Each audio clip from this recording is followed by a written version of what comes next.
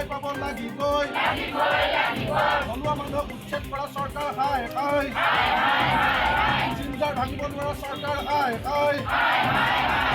ideal আপোনালোকে দেখিব যে থলুৱা মানুহক কৰা আক্ৰমণ আৰু শিলহাকুৰ আন্দোলন যি ধৰণে অসমবাসী ৰাইজৰ মাজত প্ৰভাৱ পৰিল তেওঁ কৈ থকা জাতি মাটি ভেটিৰ যে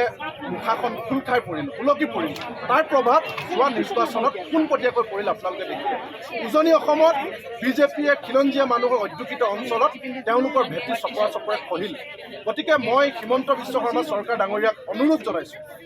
যে খিলঞ্জীয়া মানুহক ৰঙা চকু দেখুৱাই খিলঞ্জীয়া মানুহৰ আৰ্তনাদক বুঢ়া আঙুলি দেখুৱাৰ ফল যিহেতু আপোনালোকে পালে গতিকে যদি সঁচাকৈ আপুনি খিলঞ্জীয়া মানুহৰ মাজত জীয়াই থাকিব বিচাৰে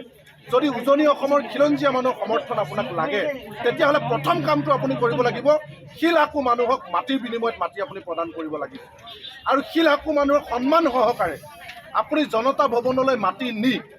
এওঁলোকক ক্ষমা বিচাৰি যে আপোনালোকৰ ক্ষেত্ৰত অন্যায় কৰা হ'ল আপোনালোক আহক আমি কথা পাতোঁ আপোনালোকক আমি মাটিৰ বিনিময়ত মাটি দিম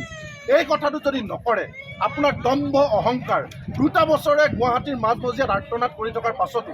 এই মানুহখিনি মনৰ কথা নুবুজাৰ ফল আজি আপুনি আমাক ক'ব নালাগে আপুনি নিজে আইনাত এবাৰ মুখখন চাওক আপোনাৰ দম্ভ অহংকাৰ কেনেকৈ উজনি অসমত খহি পৰিব গতিকে হিমন্ত বিশ্ব শৰ্মা ডাঙৰীয়া অসমৰ মানুহ দুৰ্বক নহয়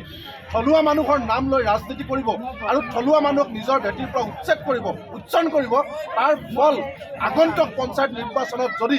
বিজেপিক গাঁৱৰ অঞ্চলৰ মানুহে পুলিয়ে পুকাই উঘালিব নালাগে